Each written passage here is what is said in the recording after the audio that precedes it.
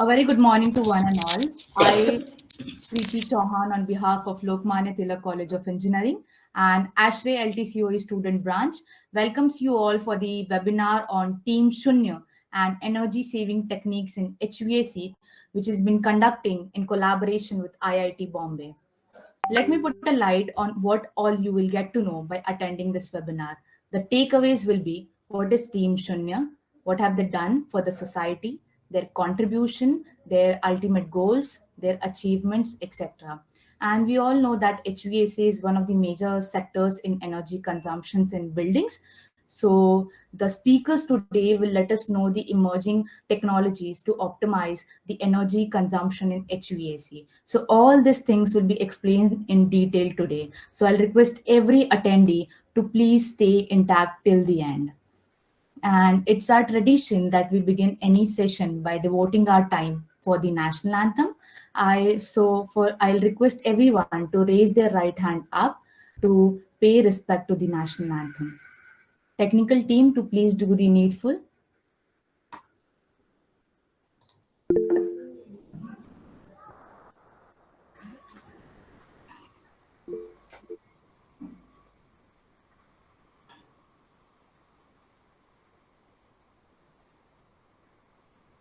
जनगण मन अधिनायक जय हे भारत भाग्य विधाता पंजाब सिंध गुजरात मराठा द्राविड उत्कल बंगा विंध्य हिमाचल यमुना गंगा उच्चल जलधि तरंगा तव शुभ नामे जागे तव शुभ आशीष मांगे गाहे तव जय गाथा जन गण मंगलदायक जय हे भारत भाग्य विधाता जय हे जय हे जय हे जय जय जय जय हे.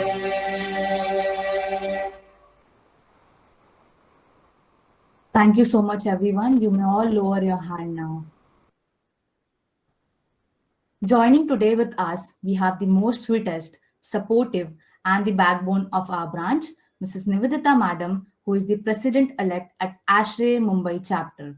I welcome you, Madam. Your presence really means a lot to us, and it would be really great if you could speak some few words and motivate our audience.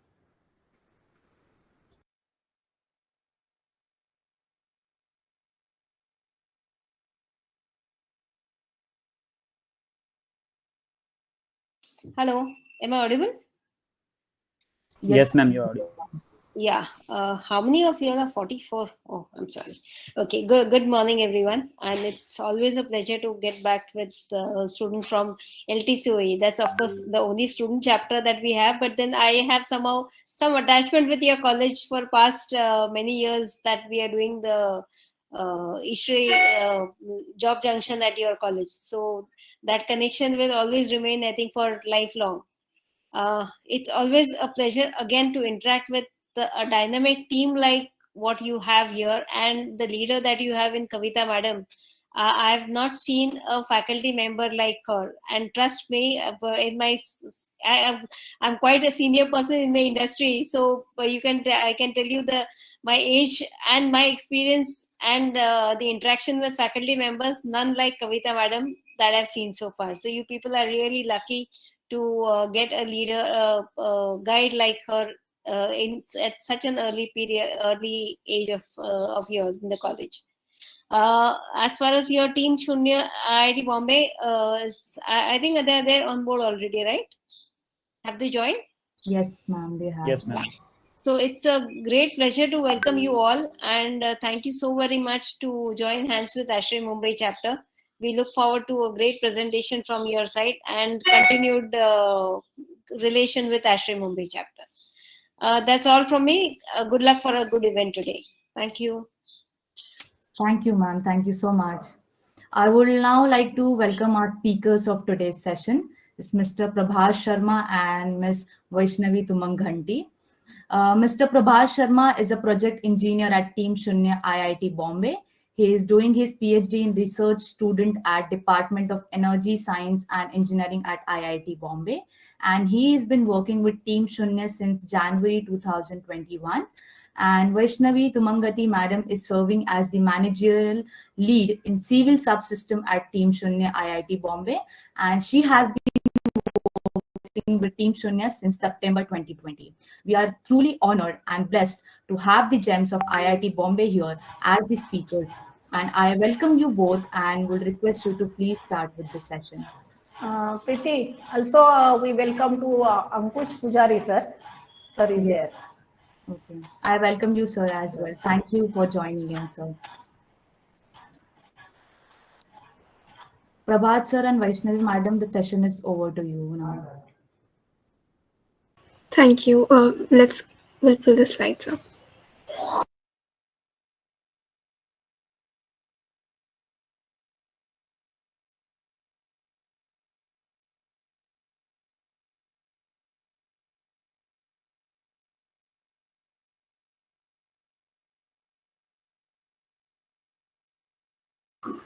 A very good morning to one and all. I'm Vaishnavi, the managerial lead of civil subsystem at Team Shunya, and I also have my colleague Prabhat Sharma. He's the project engineer of Team Shunya and a PhD research student at the Department of Energy Science and Engineering at IIT Bombay. And we are very honored to be invited over here to speak about Team Shunya. Thank you, everyone. Today, we are here about to talk about Team Shunya's journey towards sustainability and HVAC practices. Team Shunya represents a proposition of sustainability. We want to reimagine urban housing. Our vision is built on the tenets of sustainability and harmony with nature. This vision is achieved by a diverse group of people, all united by their aim. We are Team Shunya and we are the future. Team Shunya was started in 2012 in IIT Bombay. We are a team working on sustainable habitat for urbanizing nations by young aspirants. Our vision is to become a leading innovation hub in the field of sustainability by providing accessible housing solutions for society and industry. It all started when a group of highly motivated students decided to participate in Solar Decathlon, an international competition organized by the US Department of Energy, regarded as the Olympics in global solar energy industry. The challenge here is not only to design, but also build and operate the house. And we proudly say that Team Shunya is the only team from India to participate in this competition in the 2014 and 18 Building Challenges and the 21 Design Challenge. These are our past achievements. In 2014, our project Astronaut was given the honorable mention in sustainability in Solar Decathlon at Versailles, France. And in 2018, the project Solarize received the Best Participation Award in Solar Decathlon at Dezhou, China.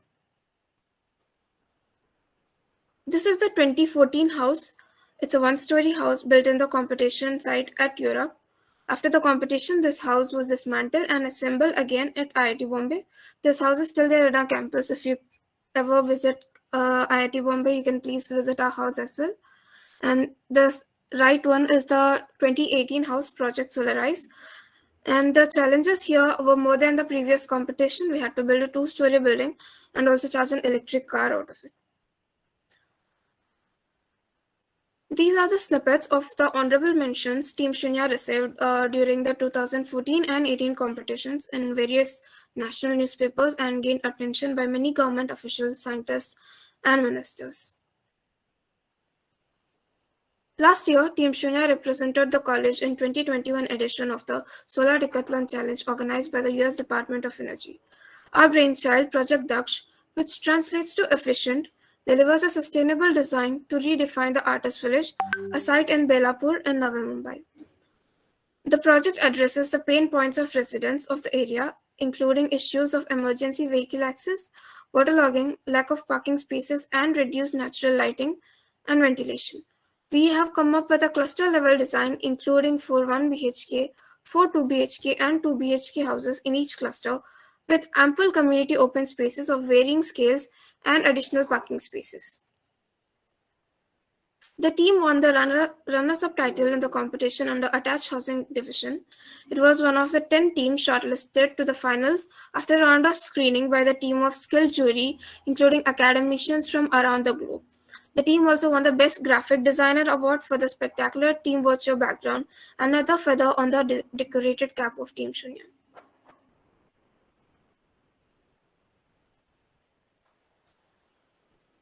Next. We have a total of 6 subsystems working together as a part of Team Shunya. I'll briefly walk you through the functioning of Team Shunya as a whole. Firstly, the architecture subsystem is responsible for understanding and analyzing resident requirements for design development and analysis while considering aesthetics. It also works on incorporating passive techniques for optimizing energy efficiency into the project plan. Next, we have civil subsystem, where we deal with the material selection. We brainstorm about selection of materials, incorporate sustainable, cost-effective materials in the house, and then we do the structural analysis, where we analyze the structural integrity, do earthquake calculations, and create building models of the house according to the design given to us. And we also take care of the construction work that happens on the ground, meeting deadlines and ensuring the project flow.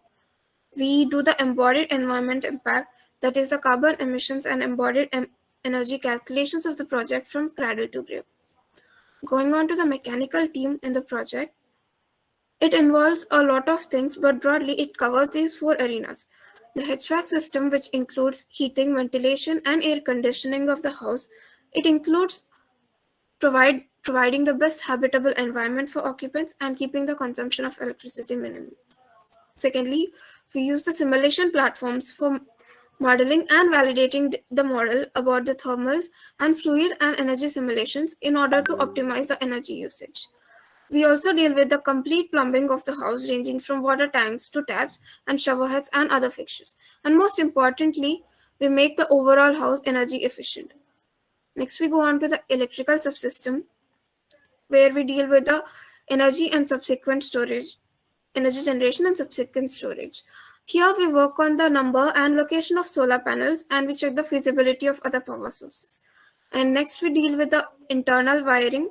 Since we usually make houses, this is one of the most important things, where we plan and map the internal wiring placement of the safety features like MCBs, etc.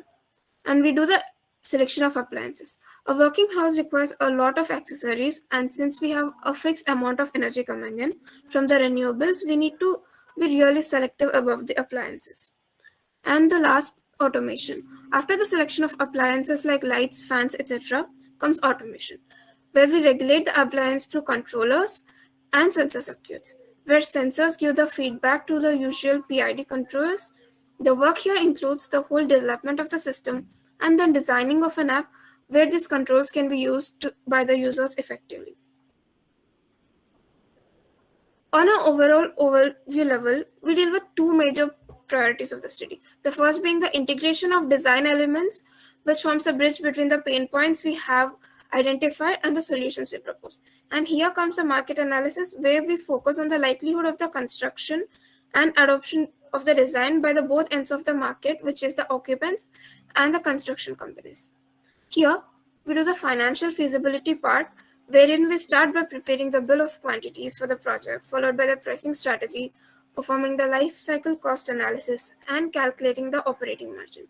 And secondly, for the market viability option, we begin by performing primary market survey, integrating the design elements, ensuring the adoption of locally available materials, and finally, we arrive at the cycle time of the project.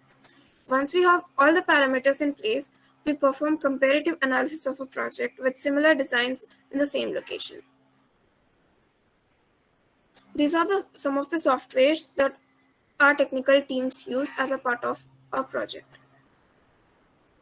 And once we are done with the integration, the team undergoes a complete construction and safety training to ensure it is ready to build the house. And here comes the implementation, which is the best part of the project, as all students that are there are involved in the construction process. All the designs are put into life by the students themselves. All the team members are enthusiastic to learn and actively participate in the project building. And here comes our marketing and communication team activities. Our marketing and communication teams carries out many activities throughout the year. We participate in various knowledge exchange programs and have interactions with eminent industries. Moreover, we organize various events like webinars and workshops to increase awareness about sustainability, energy efficient technologies, and we increase our outreach through social media pages. Do check them out, for we post interesting content and news related to sustainable development frequently. As this is a huge budget project, we reach out to industries and government sectors for sponsorships and equipment. Below are the sponsors who supported us in 2014. And these are the sponsors that have helped us through the projects in 2018 and 21. And this is all about the basic introduction of Team Shunya. And here on, I hand over to Prabhat Sharma to continue on the HVAC systems. Okay, thank you, Vaishnavi. We will continue with the energy savings part. As Vaishnavi also already introduces how team works, what are the flows, and how the team operates. So mechanical subsystem is one of the important part of the team itself, and in mechanical subsystem, the HVAC is the major concern for us, apart from other things what we do like energy analysis, plumbing, and ventilation. Now I will start it. Like firstly, we should know why actually we are going to discuss why we are focusing on buildings thing. So if we look in this sectoral energy breakup, we will find out that in this, like approximately 22% and 18% of the energy of the total primary energy has been consumed just by the commercial and residential building respectively, which makes the contribution to the 40% of the total primary energy. This data is pretty old, of 2019, and if we look into present or 2021 data of IE, this percentage has gone to more higher, and it is expected that by 2030 or 2050, when more buildings or more residential building will come up, this percentage will go more. Thus, it's our concern to look into reducing the energy consumption by the building sector. Now, even in the building sector, we have a lot of other things, like the consumption is being divided into various parts, such as lighting, electronics, refrigeration, cooking, water heating, and HVAC. In this also, if we see this pie chart, we will find out that this HVAC part is consuming almost 41% of the total energy consumption which is there in the house. And this breakup, or this has been shown for the commercial buildings, whereas this percentage of this HVAC consuming energy covers become more higher when we see it for the residential building. Like this percentage goes approximately up to 70%. Thus, so we can see we can have the knowledge, or we can have the understanding, since HVAC is the one who is consuming a lot of energy in the house or in the building. Thus, it becomes very important for us to look into the ways by which we can decrease the energy consumptions. So there are several ways, there are several technologies which we implemented, which are there in the market. We will discuss some of them. Starting from the scrap, like from the design itself, if we orient the orientation of the building, if we orient our building in such a way, like for warm climates, if we orient the building in such a way that the maximum length facade have minimum solar gains, whereas for the cold countries, we can orient our building in such a way such that maximum length facade have maximum solar gains to incorporate the passive technique of heating. Thus, if we orient our building properly at the initial stage itself, we can cut down the HVAC loads. Moving forward, insulation is another technique, like giving the proper insulation in the walls, in the roofs, or in the floor as required. We can have reduction in the consumption. Like the typical brick wall which we used for Indian subcontinent, it has higher U values. While after incorporating insulation, the U value can come down, and which will increase the thermal resistance in the building itself.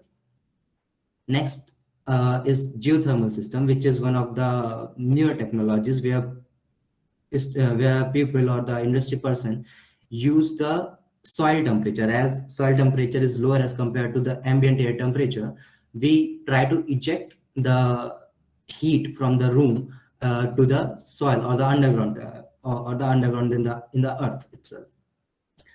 We have wall mounted radiant panel. The conventional split AC system we have where convection and conduction is being followed. We have radiant system which has their own advantages, and we will discuss this thing in detail. Next, we already know HVAC also eject a lot of waste heat in the environment, which is harmful for us, which causes a lot of effect in the environment. Thus, we try to incorporate heat recovery system with HVAC, so that the overall efficiency of the HVAC can be increased, and also the performance of the cooling system can be improved. With automation and building management system, we can automate our HVAC according to our need.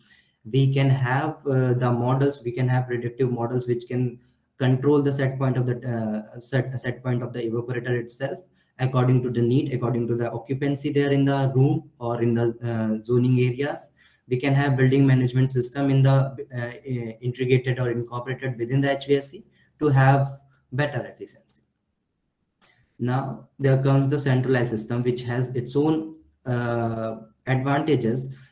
We will discuss this thing in detail. We have some limitations and the issues with the split AC system, which can be overcome or which can be avoided using centralized system.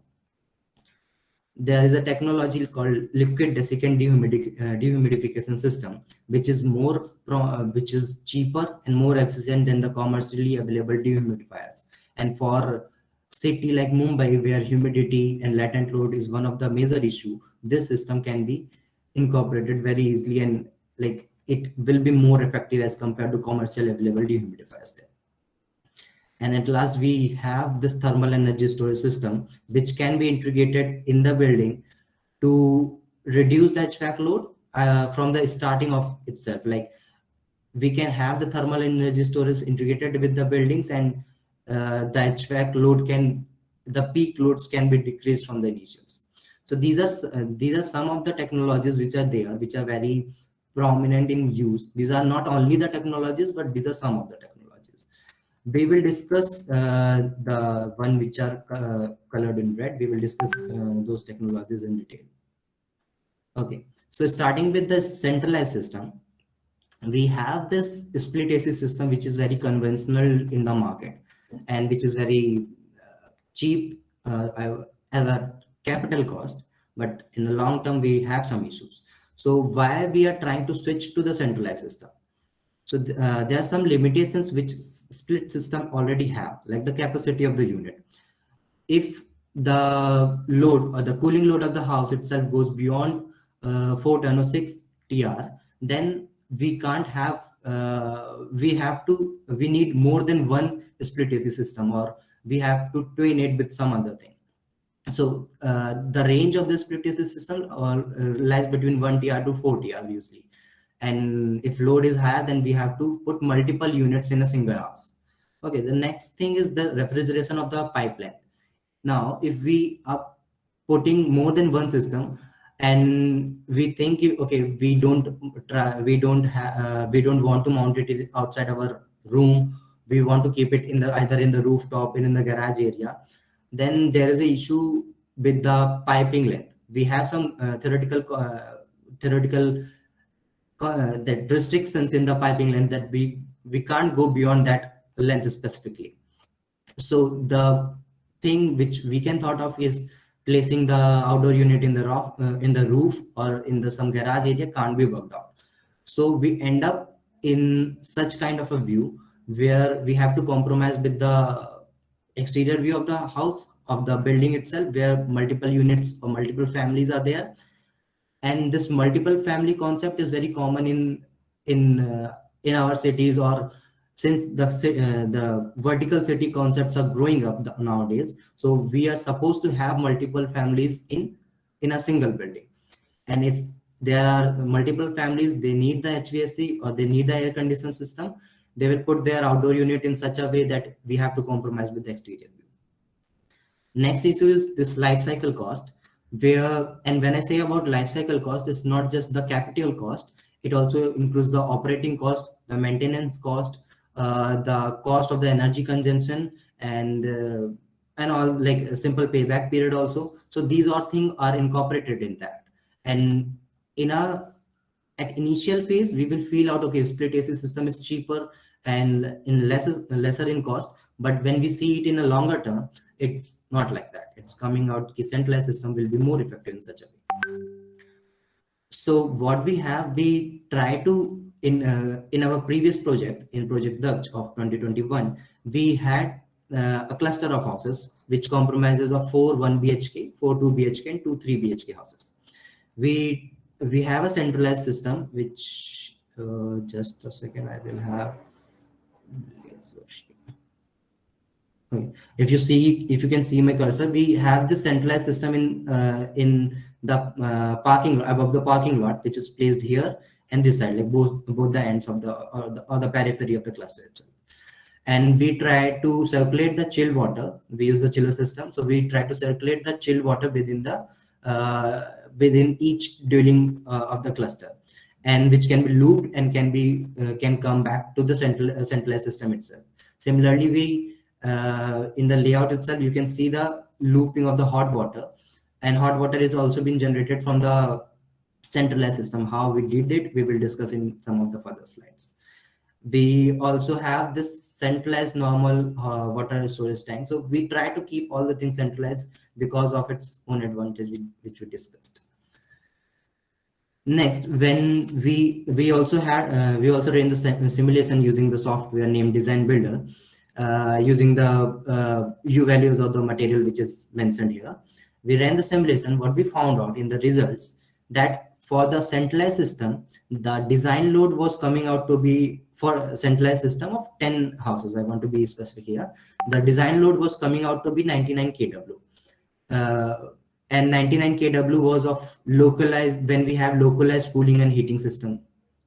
Whereas when we switched to centralized system, this design load came down to be 65 kilowatt.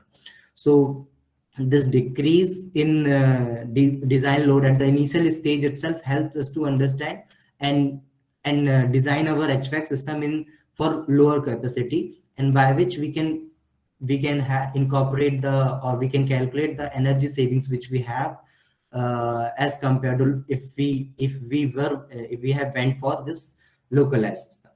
So we can clearly see from the simulation and from the theoretical knowledge we have that centralized system is going to be one of the thing by which we can reduce the HVAC consumption in our house. And for cities where we are talking about smart cities, where we are talking about the vertical cities where land issues are there, we have the buildings where multiple families are living in a single houses, and there we can easily incorporate the centralized system technique. Okay, next we will come to heat recovery system. Now we all of us know that the condenser eject like 1.2 times heat as compared to its whatever design capacity it has, and this heat is being directly ejected to the atmosphere, and which is not good, and it leads to the heat island effect. Now I want to be clear, like heat island effect is not just because of the buildings. There are some other reasons behind it, but building is one of the major thing, and HVAC is one of the major contribution to this heat island effect. If we see the graph here at the left bottom, this is a thermal stratification for the Paris city, taken from Paris metro station, where it can be seen that at the center, where a lot of buildings were situated, the temperature of the city is higher as compared to other ends or the outskirts of the Paris. Now, when we try to look into that late afternoon temperature for different kind of cities, we found out that cities where a lot of clusters are there, this temperature goes higher. Whereas if we see there that here the suburban residential temperature and suburban, like both are same, But in this, we have vegetation with buildings and there is no vegetation.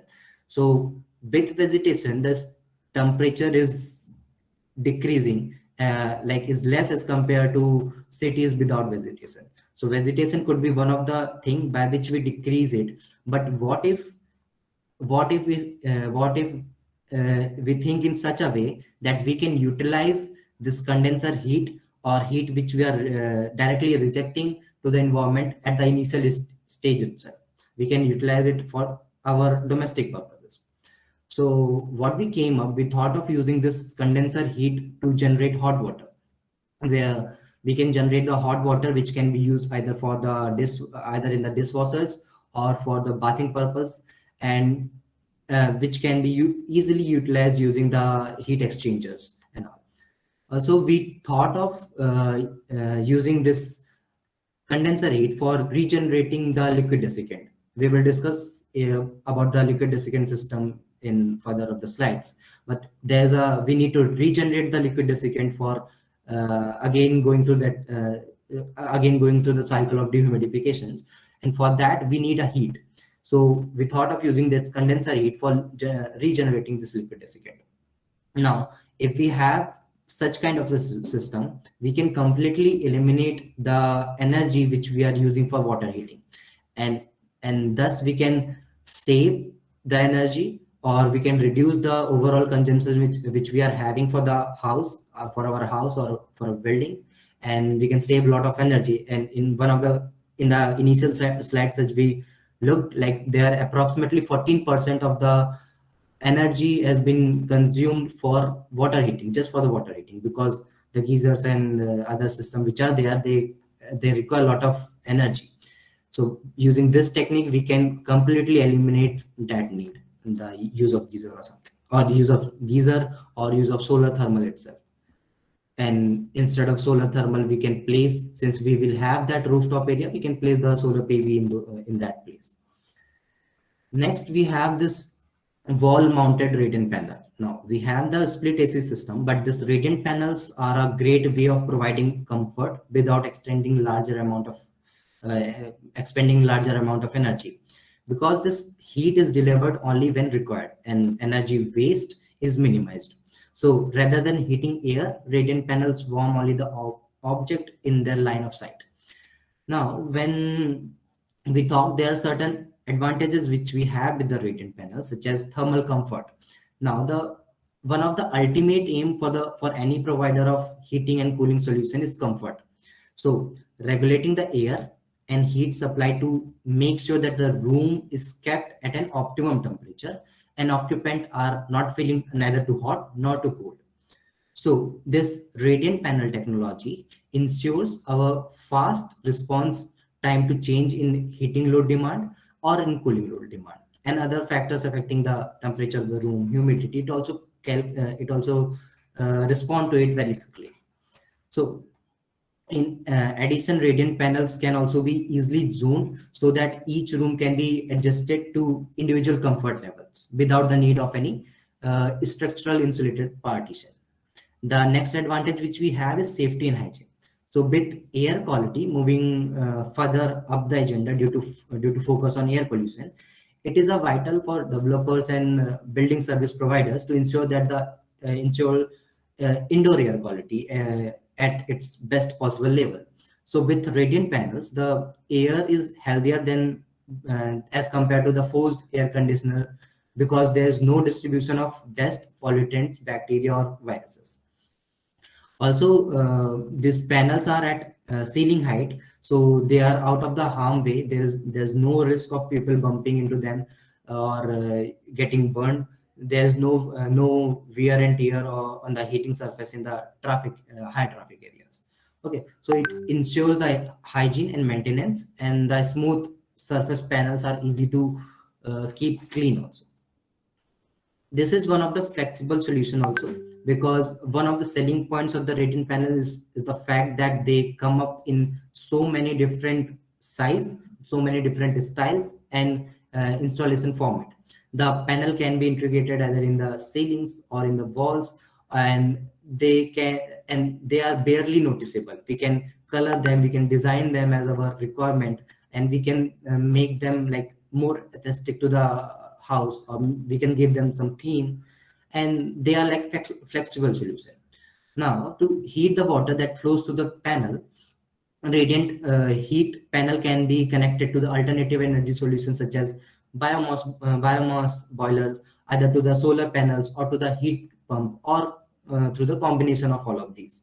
So this radiant panel also integrated additional services, and we can have lighting in the popular choice within the panels to make it more decorative. Thus, we can say it's one of the flexible solutions as it come up. We can integrate it with various part of the room itself. Also, as the radiant panels are universal, we can provide heating and cooling both, and this is an advantage both practically and in terms of cost and energy efficiency, as the panel are set to propose the or the incorporate the dual purpose. Now, what we try to incorporate that in the previous project, where we have this radiant panels which were designed especially for warm and humid climate like Mumbai, and they can take up both sensible and the latent load. Now, these panels are especially developed in heat pump laboratory. They were developed and experimentally tested in heat pump laboratory of IIT Bombay. The image here shows the like how many panels we placed in each zones or each rooms, and the panel specifications can also be seen. The next is there, which is liquid desiccant system. Now, this liquid desiccant system has been used to dehumidify the air with the help of its hygroscopic properties.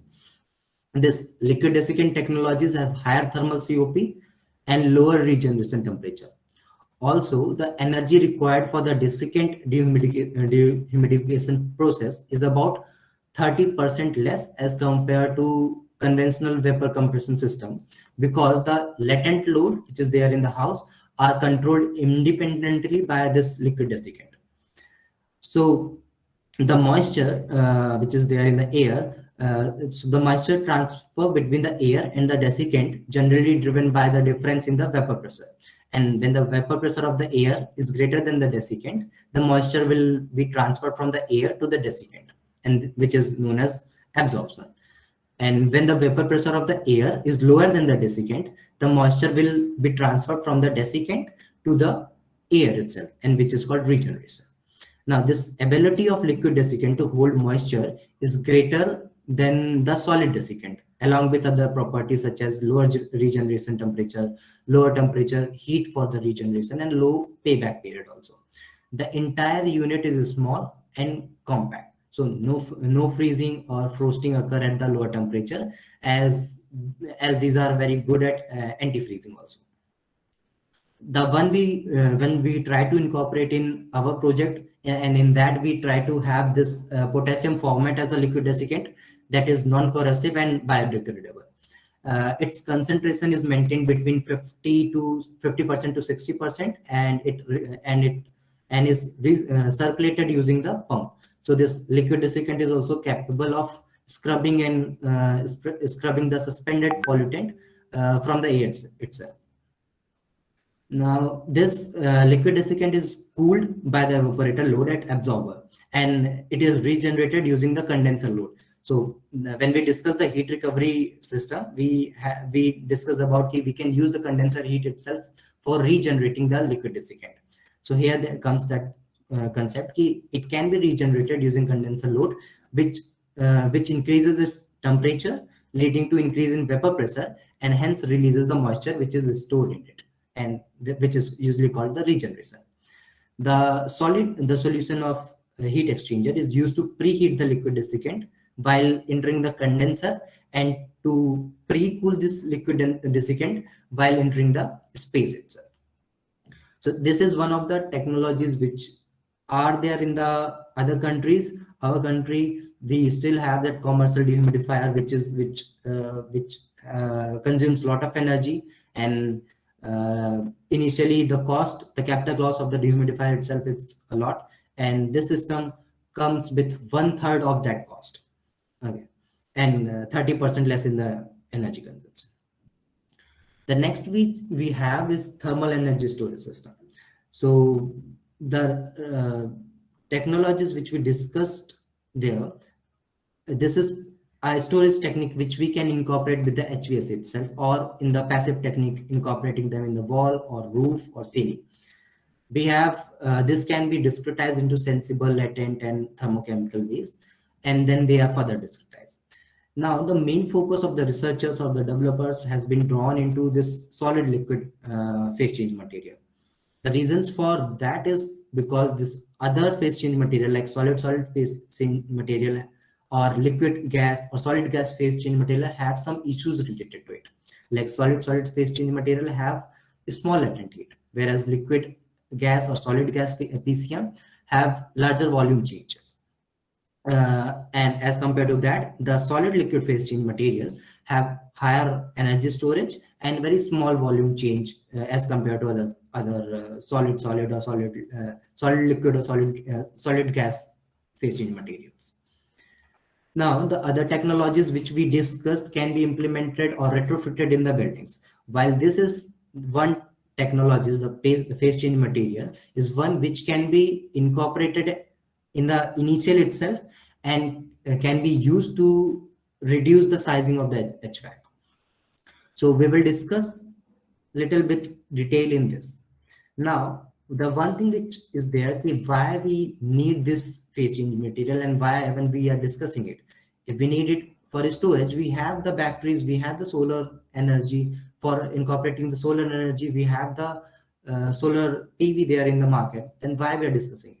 So the answers lie in the graph itself. The green line here shows the solar radiation, which is maximum at afternoon, whereas the red line, which shows the load profile of a residential building, is peak during the night. So there is a mismatch between demand and supply, and to incorporate that mismatch, we need to store some in either in batteries or in some other system. And if we go for batteries, again we are dealing with the fossil fuels and harming the environment. Thus, for storing the solar energy during the daytime and releasing it at the night time, we use the phase change material. Okay, so how it works? So solar, this phase change material absorbs the sensible heat with the increase in temperature, and as it reaches its melting point, it changes its temperature, and during the phase change process, it absorbs the latent heat. And again, once the phase has been transformed or changed, it again start absorbing the sensible heat. So if there is a solid PCM with increase in temperature, it will get converted into liquid PCM, and then again if the temperature decreases, it will come back to its initial position or initial state, that is solid PCM. Now, if we think in a lame or common as a lame person, we will find out that every material can change its phase at certain level or at certain melting temperature.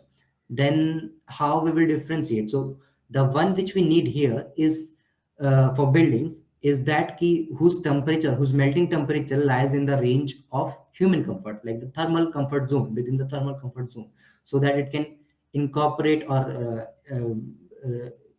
absorb the heat and release the heat at that bond or at that range itself. Now, with PCM, we can implement that in the house either in the passive way or in the active way. Passive technique is just like passive technique means we will directly implement it in the walls or in the roof or in the floor, and we will let it lie there, and we don't provide it anything. Like it will be there, it will absorb the heat, it will release the heat. While as active system means, with that system we will, like for active system means, we will provide certain amount of energy, we will provide certain amount of mechanical energy to run that system or to complete the cycle of PCM, that cooling and solidify cycle. So that is the difference between passive and an active system. And within the building, there's different ways which is listed here. There are different ways by which we can incorporate the PCM in the house for the passive or the active technique. Now, for the passive technique, with the increase when during the afternoon, when solar radiation is at peak, the phase change material which has been incorporated either in the wall or in the roof or in the ceiling or in the floor, the phase change material will absorb the heat and it will charge itself. And then during night, when the outside temperature is less, it will release the absorbed heat during the daytime, release that heat to the outside environment or outside ambient air, and re-solidify itself and get it ready for the next day. And again, at the next day, when the solar energy or heat gains are at peak, it will absorb the heat and provide a proper thermal comfort inside the room itself. Now, what we have to do, we have to see the effect, how much this phase change material is able to, how much it is able to affect the indoor temperature, whether it is able to maintain that in the thermal comfort range or not, and which can be more appropriate surface or component to be integrated with PCM, either it's wall, in the wall, which direction wall, or its roof, or its floor. So we will quickly run through one of the case studies which we performed. We took a zone of 5.5 into 5.5 into 3, and we tried to have this paraffin wax as a PCM phase change material. We ran the simulation for an year. We took the weather files from SRE 2001 version, and the orientation of the building, which we kept as non-direction. Now, for configuration of the PCM, if we zoom in into this wall section, we will find we can see that this wall section is there with composition of gypsum, brick fired clay, then paraffin wax, and the cement plaster. So this paraffin wax is at the outermost, cement plaster is the outermost layer, and then it comes the paraffin wax. Then similarly for the roof, we incorporated PCM in the roof also, and with whose composition are like gypsum, then RCC roof, then paraffin wax, and then cement plaster. If we simulated it, we found the results. The results were quite interesting. So if we see that, we will found that after simulation, here the blue line is the outside temperature, the lighter green line is the base case. Base case means the case without PCM, and then the third most line, which is there, showing the room temperature for when we incorporate PCM in roof and the west wall. So when we incorporated it, it was observed that for the base case on 10th of June, the temperature ranges from 31.4 to 43.1 degree.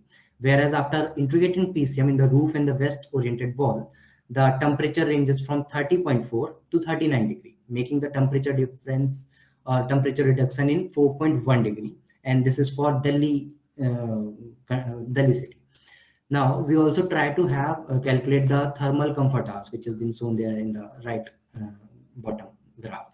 So for thermal comfort, we used IMAC band. So for Delhi, with 90% of acceptability, 4,509 hours out of 8,760 hours are within that IMAC band for the base case. Whereas for PCM case, this thermal comfort hours increased to 5,605 hours. That is for 24% increase in the thermal in comfort hours. That means we can turn off our HVAC system for 24% hours more than the normal base case condition, and which is huge energy savings if we see it as an yearly output. And if we implement this phase change materials, we need to have proper softwares to simulate. We need to have before directly implementing it to either other building, we need to simulate it. We need to see it, how it is performing with which surface, what are the issues which we have. And for that, we have one of the software which I would like to introduce, and that is Energy Plus. So Energy Plus is one of the simulation tool. Earlier, Blast and DOE2 are two earlier softwares which were used. Then they combined these two software and they developed the Energy Plus software, which is more user friendly. What is we need to give certain inputs in that software, such as site details, schedules, material properties, zones, solar radiation, and ambient temperature. It performs some model calculation. I won't go into the details of the calculations what is there in the software. I won't go into details. And then once these model calculations are performed, we can get the desired output, like whatever we need, we can set that output and we can get it. So I would like to just end this by saying it. Earlier it was like HVAC or air conditioner was a luxury for us, like the high peoples or high profile peoples used to have that. Now the days are coming when this HVAC is becoming necessity of the house. So what we can do is, what I propose here is AMG rule. What is this AMG? So AMG stands for avoid, minimize, and generate.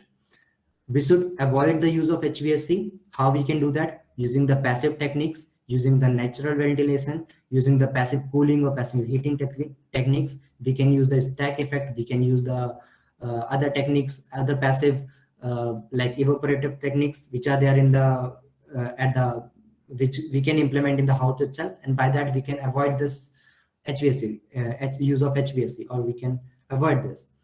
Then we should try to minimize. If we can't avoid completely, we should try to minimize it.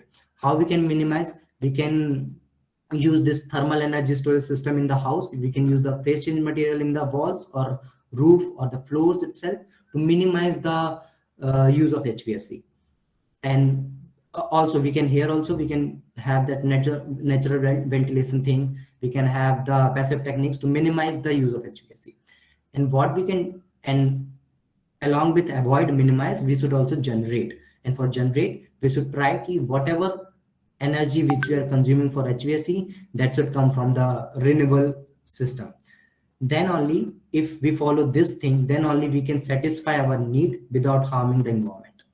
And that's in a like quote unquote way, if we don't follow this AMG rule, after a certain time when we are seeing this global warming and rest of the thing, we will say OMG, because the temperature, the way the temperature of the global temperature is increasing, that's a concern for all of us. And we are the youth who is going to be there for a longer time. So we have to take that initiative. We have to, one who should be aware, who should be there with, who should be trying the new technologies and trying to conserve the energy, make this earth a better place to live. And yeah, thank you. With that, thank you from Team SHUNYA. Prabhat, before ending, can you just refresh the slides? I have added some couple of slides about. You can start with that, how to collaborate. And before that, if anyone has any questions about technical section, they can have those, and then we can move to that last section where I will like to add some points.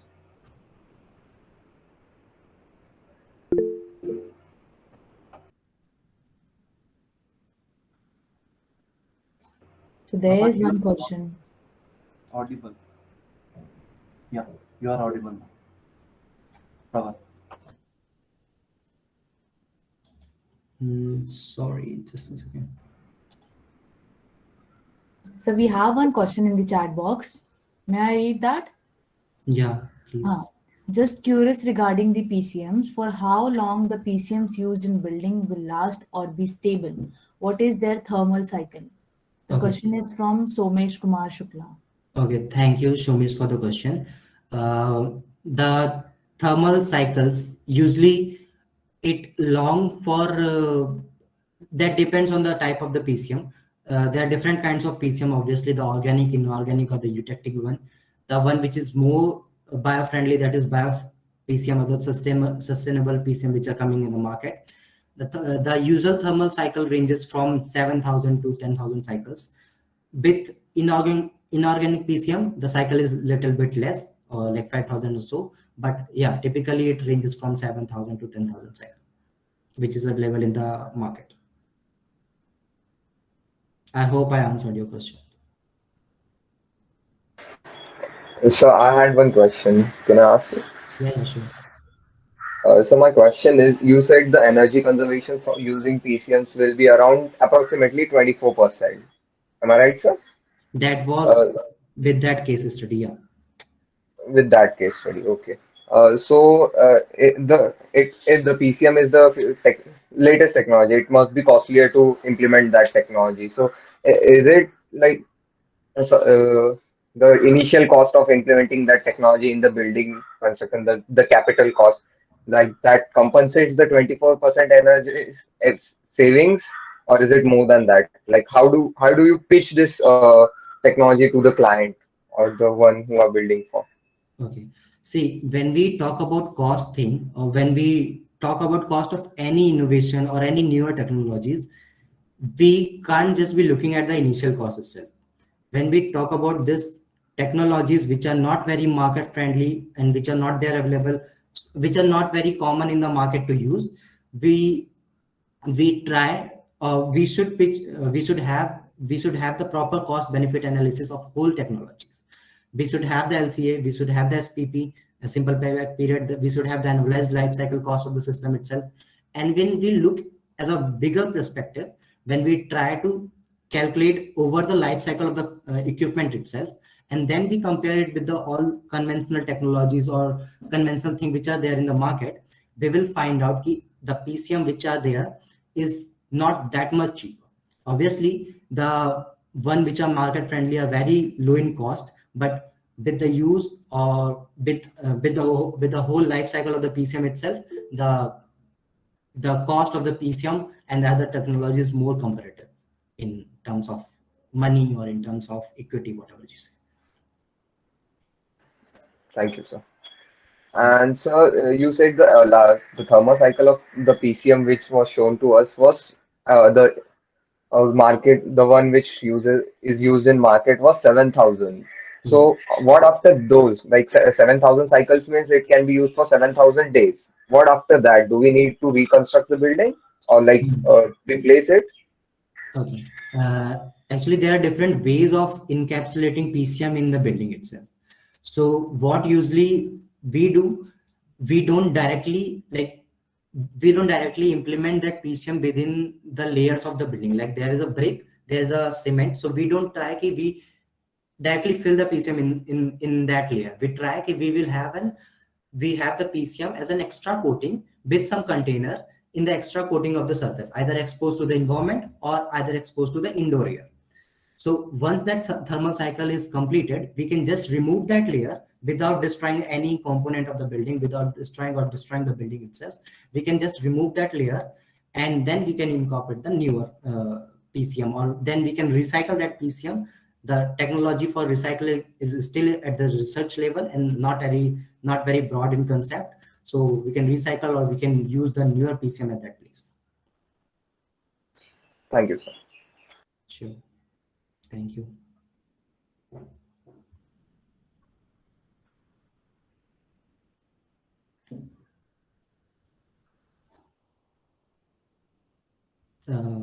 If any else thing or any more questions we can have.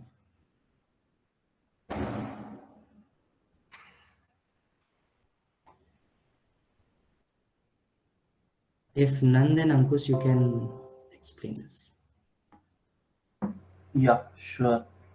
So, first of all, thank you, ASHRAE student chapter as well as ASHRAE Mumbai chapter for inviting us to give some insights about what we work on and how we work on those particular things.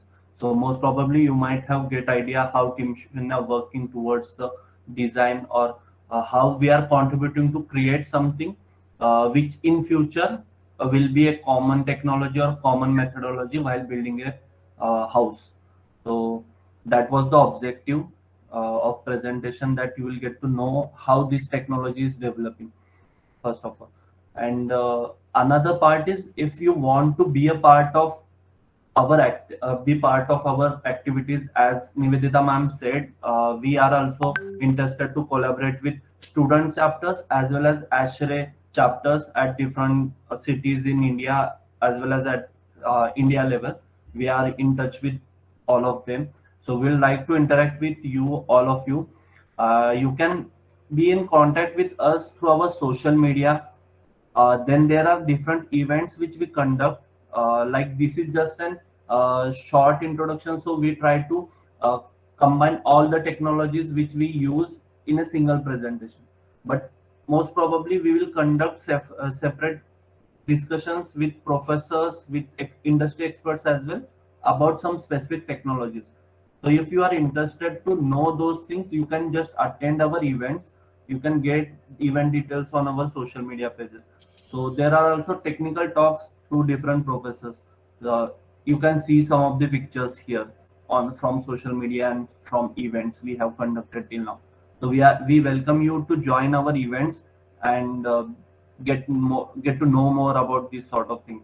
Another thing is we are starting our campus ambassador program, which actually propose to have interaction between team IIT Bombay's one team Shunya and the college students outside the IIT Bombay. We want to get involved with all of you so that you can get to know what we are doing, and we will also get to know what you are thinking about everything happening within this particular methodology or this particular activity. So the students of any college who are interested in leadership and sustainable development can join the program. It will be a certified program with a separate training session lasting for 6 months, which includes some trainings based on technologies specifically. Like for mechanical engineers, we have created one module which includes all sustainable technologies in the mechanical engineering, as well as some advanced projects on which you can work on. There are for all events conducted by Team Shunya, the campus ambassadors will have pre-approved access, so you can get that as well. Most important skills required are just you need some communication skills, management skills, and most importantly, you are expected to be committed towards sustainable development. And we will help you guys to develop these skills. Actually, we are also developing our skills. We are also student working on these things, so we are also developing these skills with our alums, 200 plus alums who are working in different industries. We have 50 plus student members in our team, and we have 8 plus faculty members who support our activities. So we are also developing these skills, and we want to interact with you guys to develop to get involved you as well in our activities. So we welcome you for attending our events as well as for this campus ambassador program. More details you can get on our website or our social media pages. If you have any doubts about these things as well, you can just reach out to us by social media, or you can just reach out to one of us personally as well. Thank you.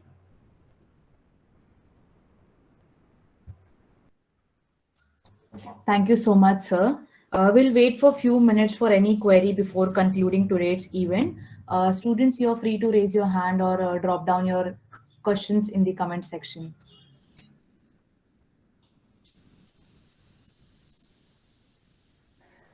So if you could just drop your social media links in chat box, it will be easier for students to reach out to you. Yes, Nivedita, madam, you're free to unmute yourself now. Yeah. Ankush, right? Ankush is our member, I suppose.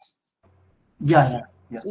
Ankush, there were 2-3 things, of course, besides this Shunya project. We had a student chapter in IIT Bombay, and I suppose it's dormant. There was just one batch of students who were doing their PhDs. They got together, but after that, there's for past, I think, 3 years, there's been nothing. So, do you think that we could revive that?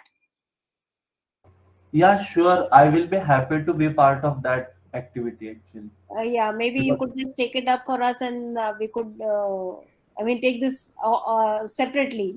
But then the Sure. way you have the students who are so interested into HVAC and sustainability, it really, it will be sad for IIT Mumbai chapter to not have an active chapter in IIT Bombay. So that's one aspect. Secondly, sorry, I couldn't ask the questions earlier. There was a lot of commotion around my house.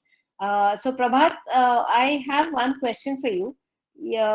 Rather a couple of them. You had mentioned on the energy consumption having reduced when you went centralized as compared to localized, right?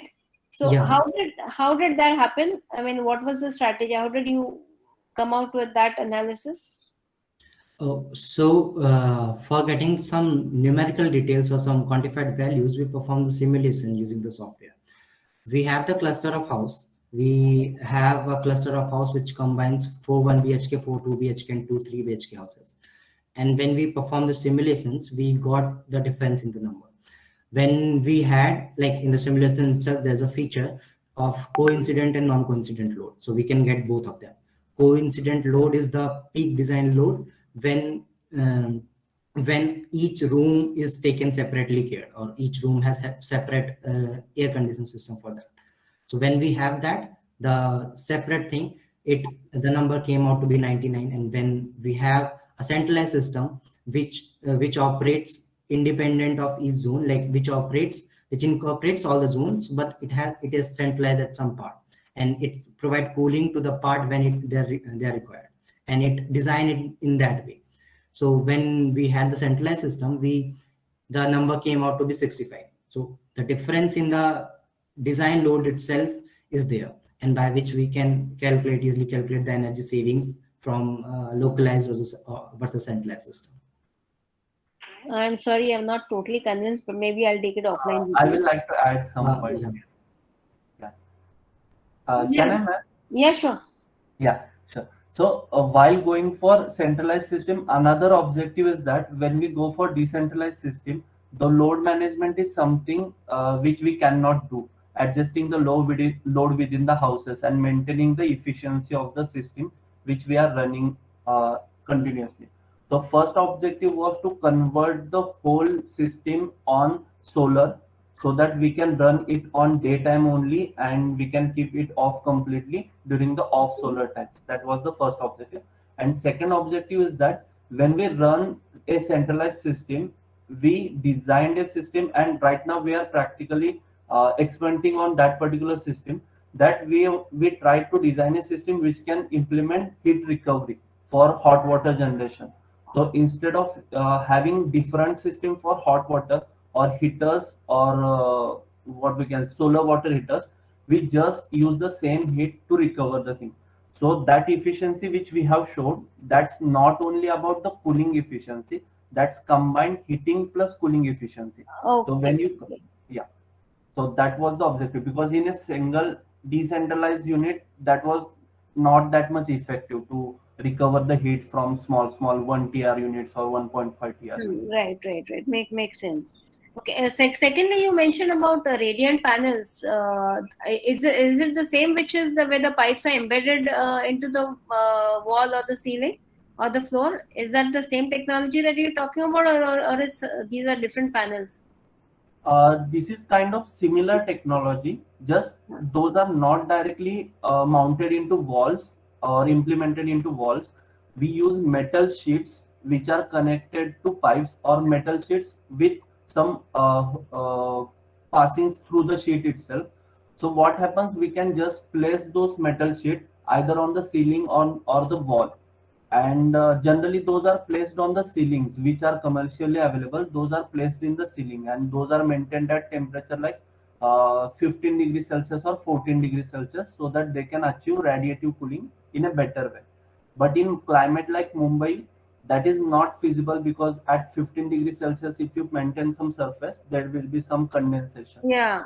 So to avoid that condensation, what our heat pump lab, you might know Professor Rane from IIT Bombay. Yes. So their team come up with this idea, and we tested this idea, that we place those panels with some modifications on the vertical wall, and there are some collection channels for condensate. But that condensate itself works as dehumidification methodology. So we achieved both cooling as well as dehumidification with the help of those panels. So that was their kind of patented technology by Heat Pump Laboratory, where they are combining both, and they are making that technology feasible to use in humid climate as well. That's great. Third point was you've not tried vertical farming to reduce the heat island effect. Any analysis? Yeah, actually, when we are deciding on our objectives, we came up with that idea as well. But issue about vertical farming is that if we are having enough space where we can use that particular technology and show the effect of that technology, then we could have tried that. But in a overall, what we can say that what Prabhat was talking about, cost versus benefit analysis, that technology was not fitting into our plan. That's why we skipped that part. But we thought of that technology, and we had some research on that, and then after some discussions, we had to keep that on hold so that we can focus more on this particular technology.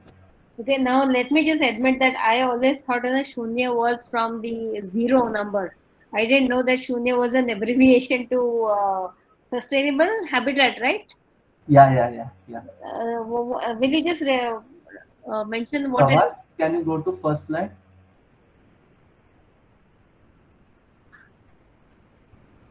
habitat for urbanizing nation by its young aspirants?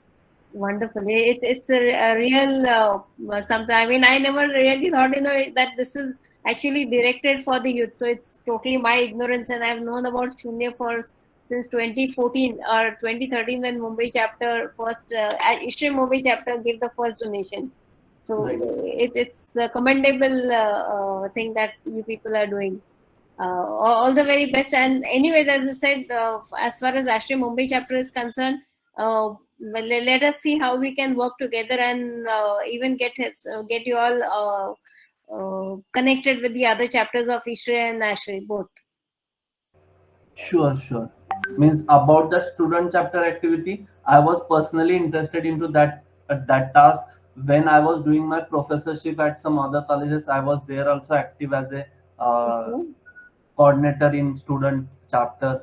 So it was really a great experience. So I will like to implement that in that as well, or restart that into IITB. Yeah, let's take it up separately. Yeah, sure. Yeah, that's all from me, Preeti. Over to you. Yes, madam. So there's one more question that regarding the recovery system, one of them which was mentioned was recovering the heat via condenser. Can you elaborate what are the various performance indicator which are to be considered, like keeping the mass flow rate in certain range in order for effective cooling and cycles? The question is from Somesh Kumar Shukla. It's here in the comment section. Yeah, sure. Yes, sir. I will like to take this question. First of all, I am not that much right now working on these particular thermal cycles and all those things.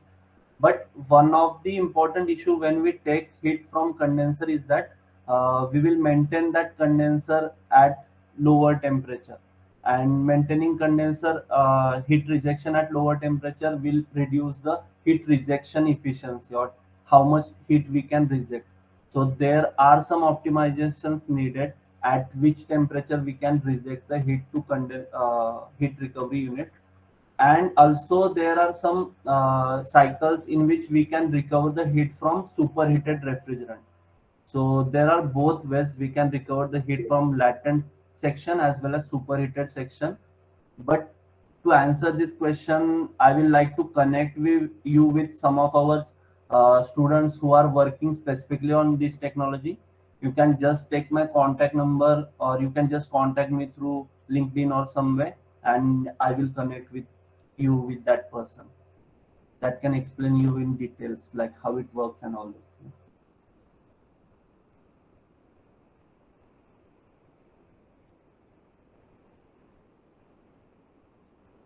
Thank you, Ankush sir, for answering the question. I will now move towards concluding today's event. I am now requesting Mr. Suhas Autare to please deliver the vote of thanks. Thank you, Preeti. This was a really great learning experience for all of us. I hope all of our student members will use this knowledge given by Mr. Prabhat and Ms. Vaishnavi in their career in HVAC sector. Now, I would like to thank Mr. Prabhat and Ms. Vaishnavi for taking out time of their busy schedule and sharing their knowledge with us today.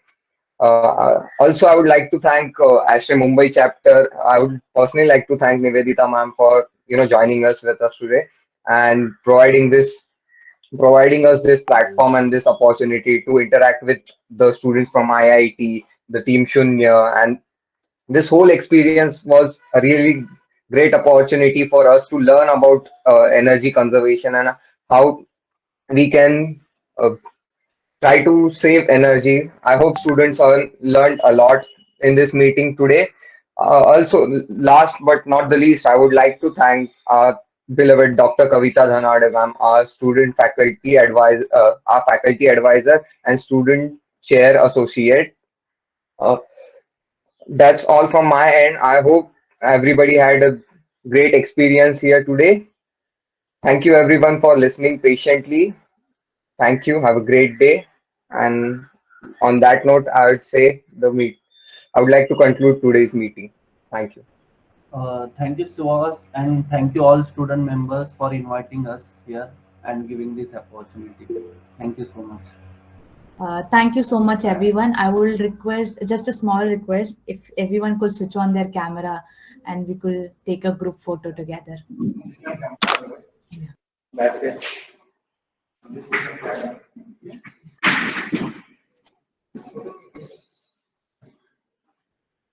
Technical team, please let me know when it's done. The photo. Everyone, please switch on your cameras.